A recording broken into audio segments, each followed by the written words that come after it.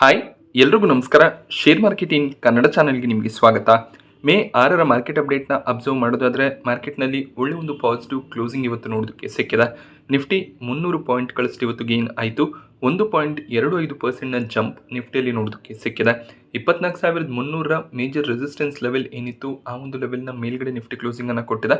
ಬೆಳಿಗ್ಗೆ ನಿಫ್ಟಿ ಸ್ವಲ್ಪ ಮಟ್ಟಿಗೆ ಡೌನ್ ಸೈಡ್ನಲ್ಲಿ ಟ್ರೇಡ್ ಆಗ್ತಿತ್ತು. 24,000ದ ಲೆವೆಲ್ಸನ್ನು ಕೂಡ ಟಚ್ ಮಾಡಿತ್ತು. ಬಟ್ 1 ಗಂಟೆಯ ನಂತರ ಒಂದು ಸ್ಟ್ರಾಂಗ್ ಜಂಪ್ ನಿಫ್ಟಿಯಲ್ಲಿ ನೋಡೋದಕ್ಕೆ ಸಿಕ್ಕಿದೆ. ಹಾಗೆ ಸೆನ್ಸೆಕ್ಸ್ ಕೂಡ 1.2% ಇವತ್ತು ಗೇನ್ ಆಯಿತು. ಬ್ಯಾಂಕ್ ನಿಫ್ಟಿಯಲ್ಲಿ 2.5%ಗೂ ಹೆಚ್ಚಿನ ಅಪ್ಸೈಡ್ ನೋಡೋದಕ್ಕೆ ಸಿಕ್ಕಿದೆ. IT ಸೆಕ್ಟರ್, ಆಟೋ ಸೆಕ್ಟರ್ನ ಸ್ಟಾಕ್ಗಳಲ್ಲಿ ಕೂಡ ಒಳ್ಳೆ ಒಂದು ಜಂಪ್ ಇವತ್ತು ನೋಡೋದಕ್ಕೆ ಸಿಕ್ತು. ಸೊ ಬೆಳಿಗ್ಗೆ ನೆಗೆಟಿವ್ ಆಗಿ ಟ್ರೇಡ್ ಆಗ್ತಿದ್ದಂಥ ಮಾರ್ಕೆಟ್ 1 ಗಂಟೆಯ ನಂತರ ರಿಕವರ್ ಆಗೋದಕ್ಕೆ ಮೇಜರ್ ರೀಸನ್ US ಮತ್ತು ಇರಾನ್ನ ನಡುವೆ ಕಾನ್ಫ್ಲಿಕ್ಟ್ಸ್ ಏನು ನಡೀತಿದೆ ಅದು ಆದಷ್ಟು ಬೇಗ ಎಂಡ್ ಆಗ್ಬೋದು ಅನ್ನುವಂಥ ಒಂದು ರಿಪೋರ್ಟ್ ಬಂತು. ಸೊ ಇರಾನ್ 14 ಪಾಯಿಂಟ್ಗಳ ಒಂದು ಕಂಡೀಷನನ್ನು USಗೆ ಹಾಕಿತ್ತು. ಹಾಗೆ US ನ ಕಡೆಯಿಂದ ಕೂಡ ಕಂಡೀಷನ್ಸ್ ಇತ್ತು. ಸೊ ಈಗ ಪೀಸ್ ಡೀಲ್ ಆಗುತ್ತೆ ಅನ್ನುವಂಥ ರಿಪೋರ್ಟ್ ಬರ್ತಿದೆ. ಸೊ ಪೀಸ್ ಡೀಲ್ನ ಮೇಜರ್ ಪಾಯಿಂಟ್ಸ್ ಸ್ಟೇಟ್ ಆಫ್ ಹಾರ್ಮೋಸನ್ನು ಇಬ್ಬರು ಕೂಡ ಫ್ರೀ ಮಾಡಬೇಕಾಗತ್ತೆ. ಸೊ ಒಂದು ನಾರ್ಮಲ್ ಟ್ರಾನ್ಸ್ಪೋರ್ಟೇಷನ್ ನಡಿಬೇಕಾಗತ್ತೆ. ಹಾಗೆಯೇ ಇರಾನ್ ಇನ್ನು ನ್ಯೂಕ್ಲಿಯರ್ ಪವರ್ ಆಗಬೇಕು ಅಂತ ಪ್ರಯತ್ನವನ್ನು ಮಾಡ್ತಿದ್ದಾರೆ. ಆ ಒಂದು ಪ್ರಯತ್ನವನ್ನು ಕೂಡ ಕೈ ಬಿಡಬೇಕು ಅನ್ನೋದು US ನ ಒಂದು ಮೇಜರ್ ಪಾಯಿಂಟ್ ಆಗಿರುತ್ತೆ. ಸೊ ನೋಡಬೇಕಾಗತ್ತೆ ಈ ಒಂದು ಪೀಸ್ ಡೀಲ್ ಯಾವ ರೀತಿಯಲ್ಲಿ ಆಗುತ್ತೆ ಅಂತ. ಎಲ್ಲ ಸರಿ ಹೋಗಿ ಶಾಂತಿ ಮಾತುಕತೆ ಆದರೆ ವಾರ್ ಎಂಡ್ ಆಗುತ್ತೆ. ಹಾಗೆ ಸ್ಟ್ರೈಟ್ ಆಫ್ ಹಾರ್ಮೋಸ್ ಕೂಡ ಫ್ರೀ ಆಗೋದ್ರಿಂದ ಕ್ರೂಡ್ ಆಯಿಲ್ ಕ್ರೈಸಿಸ್ ಏನು ಕ್ರಿಯೇಟ್ ಆಗಿತ್ತು, ಗ್ಯಾಸ್ ಕ್ರೈಸಿಸ್ ಏನು ಕ್ರಿಯೇಟ್ ಆಗಿತ್ತು ಅದು ನಾರ್ಮಲೈಸ್ ಆಗುತ್ತೆ. ಸೊ ಈ ಒಂದು ನ್ಯೂಸ್ ಬಂದಿದ್ರಿಂದ ಆಯಿಲ್ ಮತ್ತು ಗ್ಯಾಸ್ ಪ್ರೈಸಸ್ಗಳಲ್ಲಿ ಸಾಕಷ್ಟು ಪ್ರೆಷರ್ ನೋಡೋದಕ್ಕೆ ಸಿಕ್ಕಿದೆ. ಕ್ರೂಡ್ ಆಯಿಲ್ನ ಪ್ರೈಸಸ್ ಪ್ರತಿ ಬ್ಯಾರೆಲ್ಗೆ $110ನ ಮೇಲ್ಗಡೆ ಟ್ರೇಡ್ ಆಗ್ತಿತ್ತು. ಈ ನ್ಯೂಸ್ ಬಂದ ಮೇಲೆ $100ನ ಕೆಳಗಡೆ ಕ್ರೂಡ್ ಆಯಿಲ್ ಪ್ರೈಸಸ್ ಫಾಲ್ ಆಗಿದೆ. ಸೊ ಪೀಸ್ ಟಾಕ್ ಸಕ್ಸಸ್ಫುಲ್ ಆಗಿದೆ, ವಾರ್ ಎಂಡ್ ಆಗುತ್ತೆ ಅನ್ನುವಂಥ ನ್ಯೂಸ್ ಬಂದರೆ ಕ್ರೂಡ್ ಪ್ರೈಸಸ್ $80ನ ಕೆಳಗಡೆ ಕೂಡ ಹೋಗುವಂಥ ಚಾನ್ಸಸ್ ಇರುತ್ತೆ. ಸೊ ಅದು ಭಾರತಕ್ಕೆ ತುಂಬಾ ಇಂಪಾರ್ಟೆಂಟ್ ಕೂಡ ಆಗುತ್ತೆ. ಆಲ್ರೆಡಿ ಇನ್ಫ್ಲೇಷನ್ ಇನ್ಕ್ರೀಸ್ ಆಗ್ತದೆ. ಇದೇ ರೀತಿಯಲ್ಲಿ ವಾರ್ ಕಂಟಿನ್ಯೂ ಆಗ್ತಾ ಹೋದರೆ ಕ್ರೂಡ್ ಕ್ರೈಸಿಸ್ ಆಗುತ್ತೆ. So already commercial gas prices ತುಂಬಾ ಇನ್ಕ್ರೀಸ್ ಕೂಡ ಆಗಿದೆ. ಸಪ್ಲೈ ಕಡಿಮೆ ಆಗ್ತಾ ಹೋದಾಗ ಡಿಮ್ಯಾಂಡ್ ಇನ್ಕ್ರೀಸ್ ಆಗುತ್ತೆ. ಸೊ ಸಪ್ಲೈಯೇ ಇಲ್ಲ ಅಂದಾಗ ಪ್ರೈಸ್ ಕೂಡ ಅದೇ ರೀತಿಯಲ್ಲಿ ಇನ್ಕ್ರೀಸ್ ಆಗುತ್ತೆ. ಆ ರೀಸನ್ನಿಂದ ಈ ವಾರ್ ಎಂಡ್ ಆಗೋದು ಭಾರತಕ್ಕೆ ತುಂಬಾ ಇಂಪಾರ್ಟೆಂಟ್ ಆಗುತ್ತೆ. ನೋಡಬೇಕು ಟ್ರಂಪ್ ಅವರು ಯಾವ ರೀತಿಯ ಡಿಸಿಷನನ್ನು ತಗೋತಾರೆ ಅಂತ. ಸೊ ಟ್ರಂಪ್ ಅವರು ಟ್ರೂತ್ನಲ್ಲಿ ಸ್ಟೇಟ್ಮೆಂಟನ್ನೇನೋ ಕೊಟ್ಟಿದ್ದಾರೆ. ಬಟ್ ಇರಾನ್ ಅಫಿಷಿಯಲ್ಸ್ನ ಕಡೆಯಿಂದ ಯಾವುದೇ ರೀತಿಯ ಸ್ಟೇಟ್ಮೆಂಟ್ಗಳು ಬಂದಿಲ್ಲ. ಸೊ ಎರಡೂ ದೇಶಗಳು ಒಪ್ಪಿಗೆಯನ್ನು ಕೊಟ್ಟರೆ ಈ ಒಂದು ವಾರ್ ಎಂಡ್ ಆಗುತ್ತೆ. ನಿಫ್ಟಿ ಟಾಪ್ ಗೇನರ್ಸ್ ಮತ್ತು ಲೂಸರ್ಸನ್ನು ಅಬ್ಸರ್ವ್ ಮಾಡಿದಾಗ ಇಂಟರ್ಗ್ಲೋಬ್ ಏವಿಯೇಷನ್ಸ್, ಇಂಡಿಗೋ ಸ್ಟಾಕ್ ಪ್ರೈಸ್ನಲ್ಲಿ ಇವತ್ತು 6.5%ನ ಜಂಪ್ ನೋಡೋದಕ್ಕೆ ಸಿಕ್ತು. ಹಾಗೆ ಸ್ಪೈಸ್ ಜೆಟ್ ಕೂಡ 5%ನ ಅಪ್ಪರ್ ಸರ್ಕ್ಯೂಟ್ನಲ್ಲಿ ಟ್ರೇಡ್ ಆಗಿದೆ. ಇದಕ್ಕೆ ರೀಸನ್ ಗೌರ್ಮೆಂಟ್ನ ಕಡೆಯಿಂದ ಬಂದಂಥ ಕ್ರೆಡಿಟ್ ಗ್ಯಾರಂಟಿ ಸ್ಕೀಮ್ ಆಗಿರುತ್ತೆ. ಸೊ ಮಿಡಲ್ ಈಸ್ಟ್ನಲ್ಲಿ ವಾರ್ ಆಗ್ತಿರೋದ್ರಿಂದ ಏರ್ಲೈನ್ಸ್ಗಳು ಸಾಕಷ್ಟು ಕಷ್ಟಪಡ್ತಿದ್ದಾರೆ. ಹಾಗೆ ಕೆಲವೊಂದಿಷ್ಟು ಮಿಡ್ ಸೈಜ್ಡ್ ಹಾಗೆ ಸ್ಮಾಲ್ ಸೈಜ್ಡ್ ಬಿಸ್ನೆಸಸ್ಗಳು ಕೂಡ ಸಾಕಷ್ಟು ಪ್ರಾಡಕ್ಟ್ಸ್ಗಳನ್ನು ಮಿಡ್ಲ್ ಈಸ್ಟ್ಗೆ ಎಕ್ಸ್ಪೋರ್ಟ್ ಮಾಡ್ತಿದ್ರು.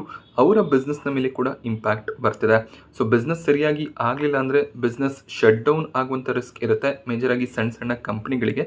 ಆದ್ದರಿಂದ ಗೌರ್ಮೆಂಟ್ ಈ ಒಂದು ಕ್ರೆಡಿಟ್ ಗ್ಯಾರಂಟಿ ಸ್ಕೀಮನ್ನು ತರ್ತಿದ್ದಾರೆ. ಏನಿದು ಕ್ರೆಡಿಟ್ ಗ್ಯಾರಂಟಿ ಸ್ಕೀಮ್ ಅಂದರೆ, ಸೊ ಈ ಕಂಪನಿಗಳು ಬ್ಯಾಂಕಿಂದ ಲೋನನ್ನು ಪಡ್ಕೋಬೋದಾಗುತ್ತೆ. ಅದಕ್ಕೆ ಗೌರ್ಮೆಂಟ್ ಗ್ಯಾರಂಟಿಯನ್ನು ಪ್ರೊವೈಡ್ ಮಾಡ್ತಾರೆ. ಸೊ ನಾರ್ಮಲ್ ಆಗಿ ಕಂಪನಿಗಳು ಲೋನನ್ನು ತೊಗೊಂಡಾಗ ಏನು ಇಂಟ್ರೆಸ್ಟನ್ನು ಪೇ ಮಾಡಬೇಕಾಗುತ್ತೆ, ಆ ಇಂಟ್ರೆಸ್ಟನ್ನು ಅವರು ಪೇ ಮಾಡ್ತಾ ಹೋಗಬೇಕಾಗುತ್ತೆ. ಬಟ್ ಗೌರ್ಮೆಂಟ್ ಬ್ಯಾಕಿಂಗ್ ಇರೋದ್ರಿಂದ ದೊಡ್ಡ ಸೈಜ್ನ ಲೋನ್ ಈ ಕಂಪನಿಗಳಿಗೆ ಹಾಗೆ ಏರ್ಲೈನ್ಸ್ಗೆ ಸಿಗುತ್ತೆ. ಸೊ ಪ್ರತಿ ಏರ್ಲೈನ್ಸ್ 1,500 ಕೋಟಿವರೆಗೂ ಲೋನನ್ನು ತಗೋಬೋದಾಗುತ್ತೆ. ಹಾಗೆ ಈ ಒಂದು ಲೋನ್ಗೆ 7 ವರ್ಷದ ಸಮಯ ಇರುತ್ತೆ. ಅಂದರೆ 7 ವರ್ಷದ ಒಳಗಾಗಿ ಈ ಒಂದು ಲೋನನ್ನು ಅವರು ಕ್ಲಿಯರ್ ಮಾಡಬೇಕಾಗುತ್ತೆ. ಹಾಗೆ 2 ವರ್ಷದ ಮೊರಟೋರಿಯಂ ಪೀರಿಯಡನ್ನು ಕೂಡ ಪ್ರೊವೈಡ್ ಮಾಡ್ತಾರೆ. ಹಾಗೆ MSMEs ಸಣ್ಣ ಸಣ್ಣ ಬಿಸ್ನೆಸ್ಗಳಿಗೆ 5 ವರ್ಷದ ಟೈಮ್ ಲೈನ್ ಇರುತ್ತೆ. ಈ ಬಿಸ್ನೆಸ್ಗಳಿಗೆ ಕೂಡ 1 ವರ್ಷದ ಮೊರಟೋರಿಯಂ ಪೀರಿಯಡ್ ಇರುತ್ತೆ. ಮೊರಟೋರಿಯಂ ಪೀರಿಯಡ್ ಅಂದರೆ ಆ ಒಂದು ಪೀರಿಯಡ್ನಲ್ಲಿ ಅವರು ಇಂಟ್ರೆಸ್ಟ್ ಪೇ ಮಾಡದಿದ್ರೂ ಕೂಡ ನಡೆಯುತ್ತೆ. ಬಟ್ 6 ವರ್ಷದ ಒಳಗಾಗಿ ಲೋನನ್ನು ಕ್ಲಿಯರ್ ಮಾಡಬೇಕಾಗುತ್ತೆ. ಸೊ ಗೌರ್ಮೆಂಟ್ ಗ್ಯಾರಂಟಿ ಸ್ಕೀಮ್ ಅಂದಾಗ ಫ್ರೀಯಾಗಿ ದುಡ್ಡು ಈ ಕಂಪ್ನಿಗಳಿಗೆ ಬರೋದಿಲ್ಲ. ಇದು ಲೋನ್ನ ರೀತಿಯಲ್ಲಿ ಬ್ಯಾಂಕ್ಗಳ ಕಡೆಯಿಂದ ಬರುತ್ತೆ. ಅಕಸ್ಮಾತ್ ಏನಾದರೂ ಡಿಫಾಲ್ಟ್ ಆದರೆ ಗೌರ್ಮೆಂಟಲ್ಲಿ ರಿಸ್ಕನ್ನು ತಗೋಬೇಕಾಗುತ್ತೆ. ಅಂದರೆ ಗೌರ್ಮೆಂಟ್ ಗ್ಯಾರಂಟಿಯನ್ನು ಪ್ರೊವೈಡ್ ಮಾಡಿರೋದ್ರಿಂದ ಬ್ಯಾಂಕ್ಗಳಿಗೆ ದುಡ್ಡನ್ನು ಗೌರ್ಮೆಂಟ್ ಪೇ ಮಾಡಬೇಕಾಗತ್ತೆ.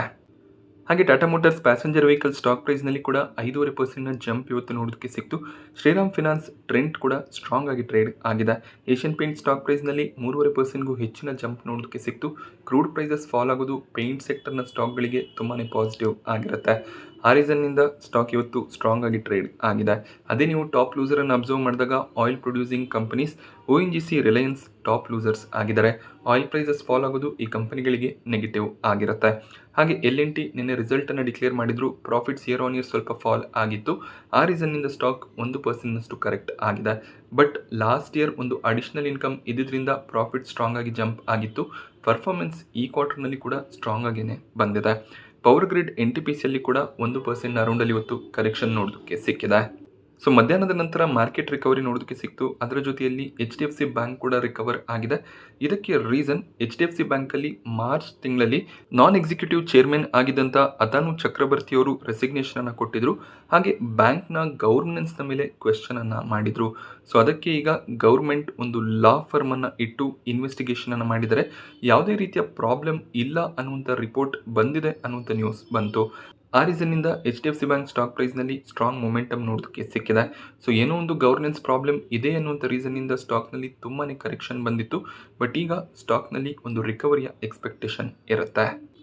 Mid cap IT company Coforge stock ಪ್ರೈಸ್ನಲ್ಲಿ 10% ಅರೌಂಡಲ್ಲಿ ಇವತ್ತು ಜಂಪ್ ನೋಡೋದಕ್ಕೆ ಸಿಕ್ಕಿದೆ. ಇದಕ್ಕೆ ರೀಸನ್ ಕಂಪನಿ ಡಿಕ್ಲೇರ್ ಮಾಡಿದಂಥ Q4 ರಿಸಲ್ಟ್ ಆಗಿರುತ್ತೆ. So profits year on year 145% increase ಆಗ್ತಿರೋದು ಕಾಣಿಸ್ತಿದೆ. 612 ಕೋಟಿ ಪ್ರಾಫಿಟನ್ನು ಕಂಪನಿ ಡಿಕ್ಲೇರ್ ಮಾಡಿದ್ದಾರೆ. ಸೊ ಬ್ರೋಕರೇಜ್ಗಳ ಎಸ್ಟಿಮೇಷನ್ ಇದ್ದಿದ್ದು 400-450 ಕೋಟಿ ಅರೌಂಡಲ್ಲಿ ಪ್ರಾಫಿಟ್ಸ್ ಬರ್ಬೋದು ಅಂತ. ಬಟ್ 612 ಕೋಟಿಯ ಪ್ರಾಫಿಟ್ಸ್ ಬಂದಿದೆ. ಹಾಗೆ ರೆವಿನ್ಯೂ ಕೂಡ 30% ಇನ್ಕ್ರೀಸ್ ಆಗ್ತಿರೋದು ಕಾಣಿಸ್ತಿದೆ. ಒಳ್ಳೆ ಒಂದು ಡೀಲ್ ವಿನ್ಸ್ ಅನ್ನು ಕೂಡ ಈ ಒಂದು ಕಂಪನಿ ಡಿಕ್ಲೇರ್ ಮಾಡಿದ್ದಾರೆ. $648 ಮಿಲಿಯನ್ ಡೀಲ್ ಸೈನ್ ಆಗಿದೆ. ಸೊ ಈ ಒಂದು ಡೀಲ್ ವಿನ್ಸ್ ಬ್ರೋಕರೇಜಸ್ಗಳಿಗೆ ಇಷ್ಟ ಆಗಿದೆ. ಬ್ರೋಕರೇಜಸ್ಗಳು ಒಳ್ಳೆ ಒಂದು ಟಾರ್ಗೆಟ್ಸ್ ಅನ್ನು ಕೂಡ ಕೊಟ್ಟಿದ್ದಾರೆ. Strong result, strong deal wins ಬಂದಿರೋದು, ಹಾಗೆ ನೆಕ್ಸ್ಟ್ ಫಿನಾನ್ಷಿಯಲ್ ಇಯರ್ನಲ್ಲಿ ಪರ್ಫಾರ್ಮೆನ್ಸ್ ಇನ್ನೂ ಸ್ಟ್ರಾಂಗ್ ಆಗಿರುತ್ತೆ ಅನ್ನುವಂಥ ಹೋಪ್ ಕೊಟ್ಟಿರೋದು ಸ್ಟಾಕ್ ಪ್ರೈಸ್ನ ಮೊಮೆಂಟಮ್ಗೆ ಕಾರಣ ಆಗಿದೆ.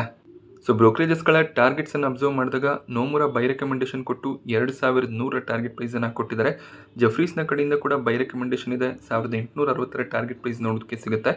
HSBC ಕೂಡ ಬೈ ರೆಕಮೆಂಡೇಷನ್ ಕೊಟ್ಟಿದ್ದು 1710 ಟಾರ್ಗೆಟ್ ಪ್ರೈಸನ್ನು ಕೊಟ್ಟಿದ್ದಾರೆ. ಕೋಫೋರ್ಜಿಗ 1200 ಅರೌಂಡಲ್ಲಿ ಟ್ರೇಡ್ ಆಗ್ತದೆ. ಸೊ ಟಾರ್ಗೆಟ್ಸ್ ನಮಗೆ ಹೈಯರ್ ಲೆವೆಲ್ಸ್ನಲ್ಲಿ ನೋಡೋದಕ್ಕೆ ಸಿಗುತ್ತೆ. 30%ಗೂ ಹೆಚ್ಚಿನ ಅಪ್ಸೈಡ್ನ ಪಾಸಿಬಿಲಿಟಿ ಇರುತ್ತೆ ಅನ್ನೋದು ಬ್ರೋಕರೇಜ್ಗಳ ವ್ಯೂ ಆಗಿರುತ್ತೆ. ಸೊ ಆ ರೀಸನ್ನಿಂದ ಸ್ಟಾಕ್ ಒಂದೇ ದಿನ 10%ನಷ್ಟು ಗೇನ್ ಆಯಿತು. KPI ಗ್ರೀನ್ ಎನರ್ಜಿ ಸ್ಟಾಕ್ ಪ್ರೈಸ್ನಲ್ಲಿ ಕೂಡ ಒಂದು ಸಡನ್ ಜಂಪ್ ಇವತ್ತು ನೋಡೋದಕ್ಕೆ ಸಿಕ್ತು. ಸ್ಟಾಕ್ 7%ನಷ್ಟು ಗೇನ್ ಆಗಿದೆ. ಇದಕ್ಕೆ ರೀಸನ್ Q4 ರಿಸಲ್ಟ್ ಆಗಿರುತ್ತೆ. 155 ಕೋಟಿ ಪ್ರಾಫಿಟನ್ನು KPI ಗ್ರೀನ್ ಡಿಕ್ಲೇರ್ ಮಾಡಿದ್ದಾರೆ. ರೆವೆನ್ಯೂಸ್ ಕೂಡ ಇಯರ್ ಆನ್ ಇಯರ್ 46% ಇನ್ಕ್ರೀಸ್ ಆಯಿತು. ಹಾಗೆ ಲಾಸ್ಟ್ ಕ್ವಾರ್ಟರ್ನಲ್ಲಿ 126 ಕೋಟಿಯ ಪ್ರಾಫಿಟ್ಸ್ ಬಂದಿತ್ತು. ಮಾರ್ಚ್ 2025ರಲ್ಲಿ 104 ಕೋಟಿಯ ಪ್ರಾಫಿಟ್ ಡಿಕ್ಲೇರ್ ಆಗಿತ್ತು. ಇಯರ್ ಆನ್ ಇಯರ್, ಕ್ವಾರ್ಟರ್ ಒಳ್ಳೆ ಒಂದು ಪ್ರಾಫಿಟ್ ಗ್ರೋತ್, ರೆವೆನ್ಯೂ ಗ್ರೋತ್ ನೋಡೋದಕ್ಕೆ ಸಿಕ್ಕಿದೆ. ಈ ರೀಸನ್ನಿಂದ KPI ಗ್ರೀನ್ ಎನರ್ಜಿ 7%ನಷ್ಟು ಗೇನ್ ಆಯಿತು. ಸೊ 1 ಗಂಟೆ ಸುಮಾರಿಗೆ ಮಾರ್ಕೆಟ್ನಲ್ಲಿ ಒಂದು ಸ್ಟ್ರಾಂಗ್ ಮೊಮೆಂಟಮ್ ಸ್ಟಾರ್ಟ್ ಆದ ಸಂದರ್ಭದಲ್ಲಿ KPIT ಟೆಕ್ನಾಲಜಿ ಸ್ಟಾಕ್ ಪ್ರೈಸ್ನಲ್ಲಿ ಒಂದು ಸಡನ್ ಡಿಪ್ ನೋಡೋದಕ್ಕೆ ಸಿಕ್ತು. ಇದಕ್ಕೆ ರೀಸನ್ Q4 ರಿಸಲ್ಟ್ ಆಗಿರುತ್ತೆ. ಕಂಪನಿಯ ಪ್ರಾಫಿಟ್ಸ್ ಇಯರ್ ಆನ್ ಇಯರ್ 33%ನಷ್ಟು ಫಾಲ್ ಆಗಿದೆ. 163 ಕೋಟಿ ಪ್ರಾಫಿಟನ್ನು KPIT ಟೆಕ್ ಡಿಕ್ಲೇರ್ ಮಾಡಿದ್ದಾರೆ. ಲಾಸ್ಟ್ ಇಯರ್ 245 ಕೋಟಿ ಪ್ರಾಫಿಟ್ಸ್ ಬಂದಿತ್ತು. ಬಟ್ ಲಾಸ್ಟ್ ಕ್ವಾರ್ಟರ್ನಲ್ಲಿ 133 ಕೋಟಿ ಪ್ರಾಫಿಟನ್ನು ಡಿಕ್ಲೇರ್ ಮಾಡಿದ್ರು. ಈ ಕ್ವಾರ್ಟರ್ನಲ್ಲಿ ಪ್ರಾಫಿಟ್ ಇನ್ಕ್ರೀಸ್ ಆಗಿದೆ. But year on year performance ಸ್ವಲ್ಪ ಡ್ರಾಪ್ ಆಗಿರೋದ್ರಿಂದ ಸ್ಟಾಕ್ ಪ್ರೈಸ್ನಲ್ಲಿ ವೀಕ್ನೆಸ್ ನೋಡೋದಕ್ಕೆ ಸಿಕ್ಕಿದೆ. ಬಟ್ ಮ್ಯಾನೇಜ್ಮೆಂಟ್ ಕಮೆಂಟ್ರಿ ಸ್ಟ್ರಾಂಗ್ ಆಗಿದೆ. 2027 ಫಿನಾನ್ಷಿಯಲ್ ಇಯರ್ನಲ್ಲಿ ಒಂದು ಸ್ಟ್ರಾಂಗ್ ಬೌನ್ಸ್ ಬ್ಯಾಕ್ ಆಗುತ್ತೆ ಅಂತ ಮ್ಯಾನೇಜ್ಮೆಂಟ್ ಕ್ಲಾರಿಫಿಕೇಶನ್ಸ್ ಅನ್ನು ಕೊಟ್ಟಿದ್ದಾರೆ. ಆ ರೀಸನ್ನಿಂದ ಸ್ಟಾಕ್ ಸ್ವಲ್ಪ ಮಟ್ಟಿಗೆ ರಿಕವರ್ ಆಯಿತು. ಮೋತಿಲಾಲ್ ಓಸ್ವಾಲ್ AMCಗೆ PFRDA ಕಡೆಯಿಂದ ಪೆನ್ಷನ್ ಫಂಡ್ ಸ್ಪಾನ್ಸರ್ ಆಗಿ ಕೆಲಸ ಮಾಡೋದಕ್ಕೆ ಅಪ್ರೂವಲ್ ಸಿಕ್ಕಿದೆ. ಸೊ ಯಾರಾದರೂ NPSನಲ್ಲಿ ಇನ್ವೆಸ್ಟ್ಮೆಂಟನ್ನು ಮಾಡ್ತಿದ್ರೆ ನಿಮಗೆ ಫಂಡ್ ಮ್ಯಾನೇಜರ್ಸ್ಗಳನ್ನು ಸೆಲೆಕ್ಟ್ ಮಾಡುವಂಥ ಆಪ್ಷನ್ ಇರುತ್ತೆ. ಬೇಸಿಕಲಿ AMCಗಳನ್ನು ಸೆಲೆಕ್ಟ್ ಮಾಡ್ತೀವಿ. ಅಲ್ಲಿ SBI, HDFC, ICICI, UTI ಈ ರೀತಿಯ AMCಗಳು ನೋಡೋದಕ್ಕೆ ಸಿಗ್ತಿತ್ತು. ಈಗ ಮೋತಿಲಾಲ್ ಓಸ್ವಾಲ್ AMC ಕೂಡ NPS ಪೆನ್ಷನ್ ಫಂಡ್ ಆಗಿ ಕೆಲಸ ಮಾಡ್ತಾರೆ. ಸೊ ಈ ಒಂದು ಫಂಡ್ನಲ್ಲಿ ಕೂಡ NPS ಹೋಲ್ಡರ್ಸ್ ಇನ್ವೆಸ್ಟ್ಮೆಂಟನ್ನು ಮಾಡ್ಬೋದಾಗತ್ತೆ. So Motilal Oswal AMC Motilal Oswal financial ಸರ್ವಿಸಸ್ನ ಸಬ್ಸಿಡರಿ ಕಂಪನಿ ಆಗಿರುತ್ತೆ. ಈ ಕಂಪನಿ ಮಾರ್ಕೆಟ್ನಲ್ಲಿ ಲಿಸ್ಟ್ ಆಗಿಲ್ಲ. ಬಟ್ ಕೇವಲ Motilal Oswal financial parent company list ಆಗಿದೆ. ಸೊ ಸ್ಟಾಕ್ನಲ್ಲಿ ಇವತ್ತು 5% ಅರೌಂಡಲ್ಲಿ ಜಂಪ್ ಕೂಡ ನೋಡೋದಕ್ಕೆ ಸಿಕ್ಕಿದೆ. ಈ ರೀತಿಯ ನ್ಯೂಸ್ಗಳು ಖಂಡಿತವಾಗ್ಲೂ ಕಂಪನಿಗೆ ಪಾಸಿಟಿವ್ ಆಗುತ್ತೆ. ಹಾಗೆ ಮೋತಿಲಾಲ್ ಓಸ್ವಾಲ್ ಒಂದು PMS ಪ್ರೊವೈಡರ್ ಆಗಿ ಕೂಡ ಕೆಲಸ ಮಾಡ್ತಾರೆ. ಅಂದರೆ ಪೋರ್ಟ್ಫೋಲಿಯೋ ಮ್ಯಾನೇಜ್ಮೆಂಟ್ ಸರ್ವಿಸಸ್ ಕೂಡ ಪ್ರೊವೈಡ್ ಮಾಡ್ತಾರೆ. IPOಗಳ ವಿಚಾರಕ್ಕೆ ಬಂದಾಗ ಆನ್ EMI ಟೆಕ್ನಾಲಜಿನಲ್ಲಿ ಪ್ರೀಮಿಯಂ ಸ್ಟ್ರಾಂಗ್ ಆಗಿ ಜಂಪ್ ಆಗ್ತದೆ. ಸಬ್ಸ್ಕ್ರಿಪ್ಷನ್ಗೆ ಓಪನ್ ಆದ ಬಿಗಿನಿಂಗ್ನಲ್ಲಿ ಕೇವಲ 1ರಿಂದ 4 ರೂಪಾಯಿಯ ಪ್ರೀಮಿಯಂ ಕಾಣಿಸ್ತಿತ್ತು. ಬಟ್ ಈಗ ಸಬ್ಸ್ಕ್ರಿಪ್ಷನ್ ಎಂಡ್ ಆಗ್ತಾ 23 ರೂಪಾಯಿಯ ಪ್ರೀಮಿಯಂ ಕಾಣಿಸ್ತಿದೆ. 2,000 ರೂಪಾಯಿ ಲಿಸ್ಟಿಂಗ್ ಗೇನ್ನ ಎಕ್ಸ್ಪೆಕ್ಟೇಷನ್ಸ್ಗಳು ಕೂಡ ಕಾಣಿಸ್ತಿದೆ. ನೋಡಬೇಕಾಗತ್ತೆ ಯಾವ ರೀತಿಯ ಒಂದು ಲಿಸ್ಟಿಂಗ್ ಬರುತ್ತೆ ಅಂತ. ಇನ್ಸ್ಟಿಟ್ಯೂಷನಲ್ ಇನ್ವೆಸ್ಟರ್ಸ್ಗಳು ಒಂದು ಸ್ಟ್ರಾಂಗ್ ಇನ್ವೆಸ್ಟ್ಮೆಂಟನ್ನು ಮಾಡಿದ್ರು. ರಿಟೇಲ್ ಕ್ಯಾಟಗರಿಯಲ್ಲಿ 2 ಟೈಮ್ನ ಅರೌಂಡಲ್ಲಿ ಈ ಒಂದು IPO ಸಬ್ಸ್ಕ್ರೈಬ್ ಆಗಿತ್ತು. ನಾನಿವತ್ತು ನಿಮಗೆ ಮಾರ್ಕೆಟ್ನ ಬಗ್ಗೆ ಪ್ರೊವೈಡ್ ಮಾಡಿದಂಥ ಇನ್ಫಾರ್ಮೇಷನ್ ಇಷ್ಟ ಆದರೆ ವಿಡಿಯೋನ ಲೈಕ್ ಮಾಡಿ. ಹಾಗೆ ಇದೇ ರೀತಿಯ ಮಾರ್ಕೆಟ್ ಅಪ್ಡೇಟ್ಸ್ಗಳಿಗೆ ಚಾನಲ್ನ ಸಬ್ಸ್ಕ್ರೈಬ್ ಮಾಡ್ಕೊಳ್ಳಿ. Thank you friends.